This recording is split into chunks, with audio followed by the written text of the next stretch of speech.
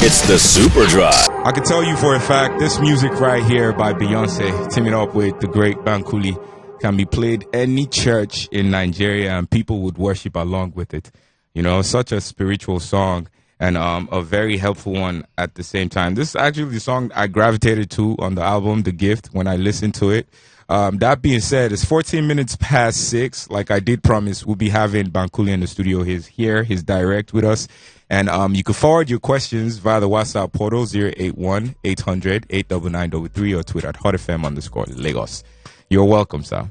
Thank you for inviting me. Super excited to have you here. It's been a minute. Yeah. I'd like to think your schedules has been off the charts since you got back. Maybe ridiculous. Ridiculous. How's the traffic? Yeah, I had to park my car like about 1 hour from here just to, Yeah, the thing about me is that when I commit to do something, I do it. And there's no point putting you on alert and not showing up. So that's right.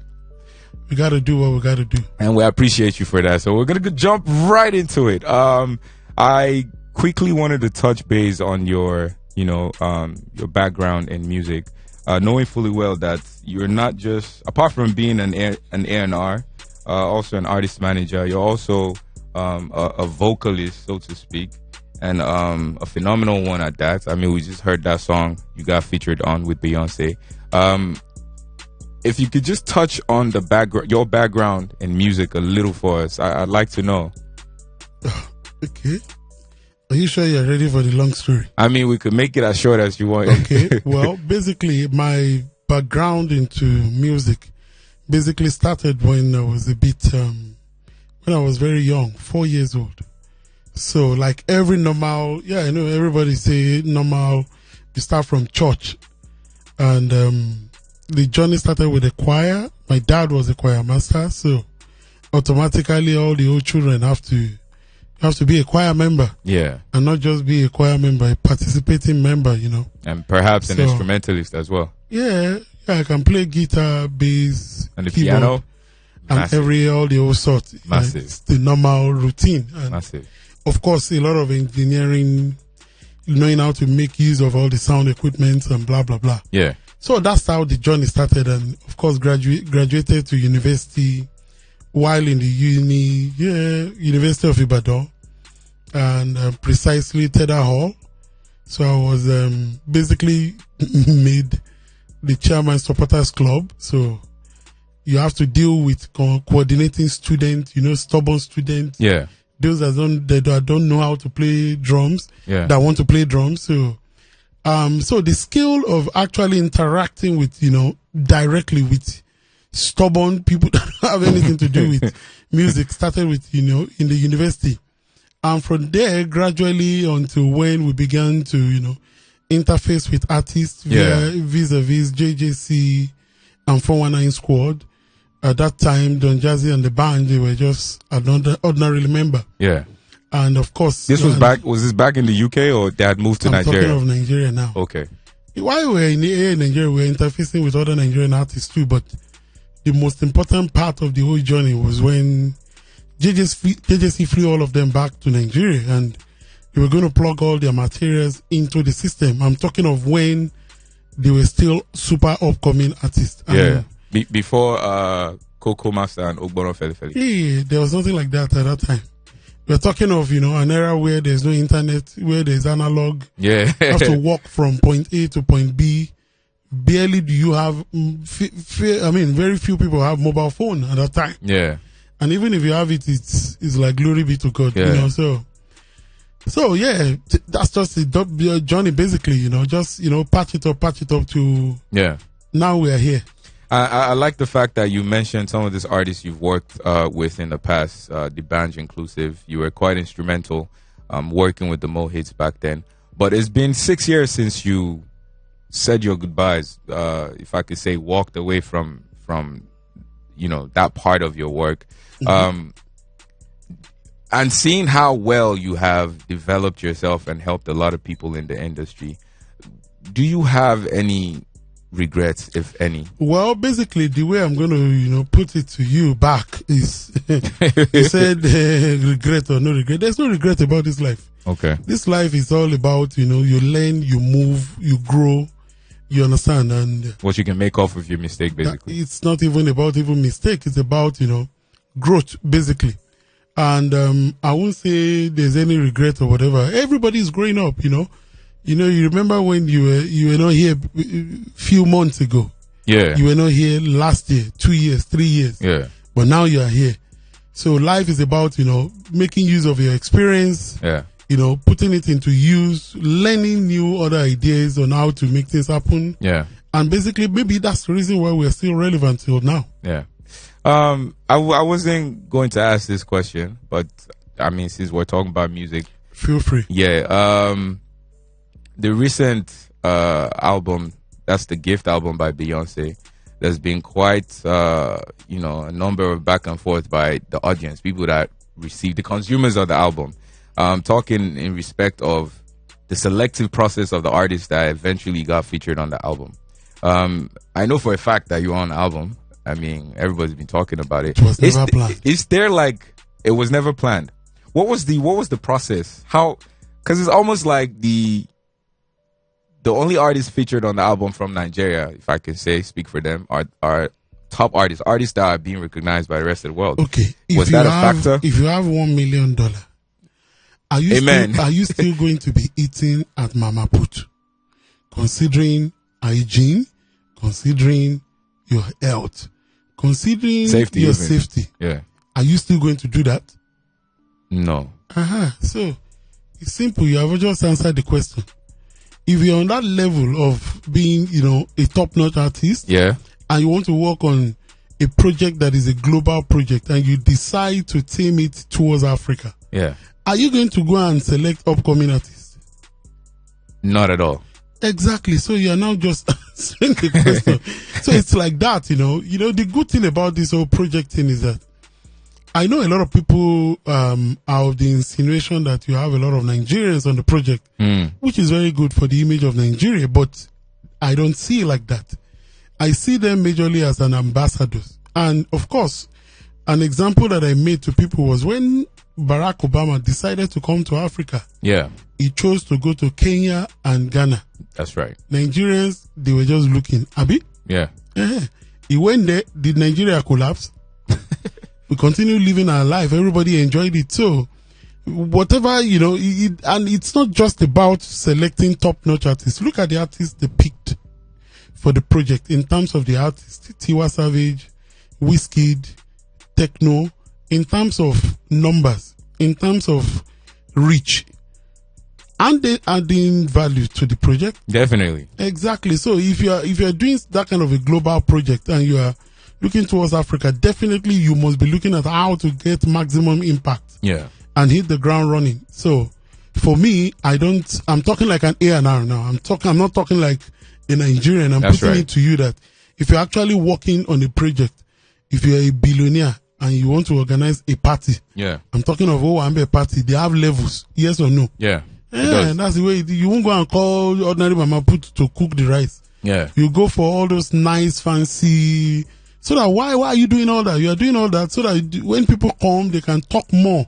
And of course, eat better food and feel happy.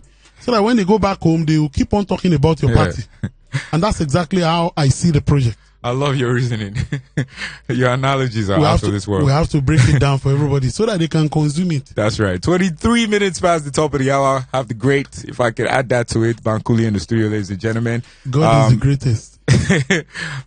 Remember the Twitter, @HotFM_Lagos, should you have questions. And also you can send your messages via the WhatsApp Don't portal. worry, don't rush yourself. I have your time. 081-800-899-33. Thank you very much. You mentioned projects. And when it comes to music, perhaps this could be attributed to other walks of life. I want to know, how important is plotting and planning to executing a project? It's like you have money. You want to build a house. Are you going to go to the market and just go and buy sand and start building? Of course not. Why? Because you have to have a plan. Exactly. Not just a plan. You will employ an architect. Yeah. You first build the house on a paper. If you don't build the house on the paper, if you don't have the right measurement, can you transfer that design to pure land? Maybe not. So that's the way it is. It's the same process. So there's nothing hidden or magical about creating music. It's the same way you saw a tailor go to the market. Before he goes to the market, of course he must have money. Go to ATM, collect money. Then you go to the market. And before you get to the market, you make a decision which material you are buying. Yeah. Right? Yeah. Yeah, you buy your material, you go back home, you buy the right thread. To ensure that you get this thing sewn. Exactly. Not just, you can actually buy any thread to sew any cloth. Yeah. But there's specific. It has to be the right threading. Exactly. So when you have the right cloth, right threading, you sit down. Do you sew just like that? You have to cut the cloth into pieces. Yeah. And now do what? You must have a pre-plan. What is a pre-plan? You design, you draw. Yeah. That's why you have fashion designer. Yeah. Not just tailor. Yeah. Now, they sit down, they sketch. That's the word. They sketch and you sew to that sketch. Yeah. If you don't sew to that sketch, there's something that will happen. It is either one hand will long more than one other hand, or you miss something. And if you miss something, it is either the customer come back with police, or with broken bottle, or cane, or bring area boys to fight that tailor, or probably jail the tailor. So really, music creation is very, very similar to the same way you want to cook your soup. You have to sit down, think about, okay, which soup are we cooking? Is it what are the soup? ingredients? What do we need? You have to first know the soup you want to cook. Then you measure with the money in your pocket. And you go to the market to purchase what you want to cook. Yeah. You can't go and buy what you want to cook and cook. You can't buy stuff for cooking jollof rice and use it to do ogbono soup. It's not possible.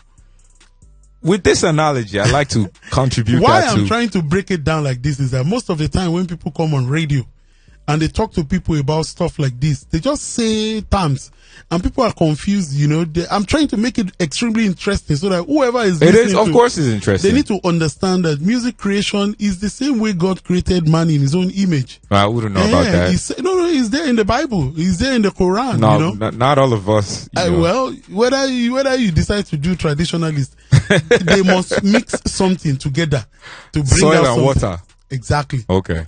According to, I'm a Christian. From what I know, he sent so many people to go and get so many stuff to build a man. Yeah. And when it comes to that time, he need to do his own supernatural thing. He gave the breath of life.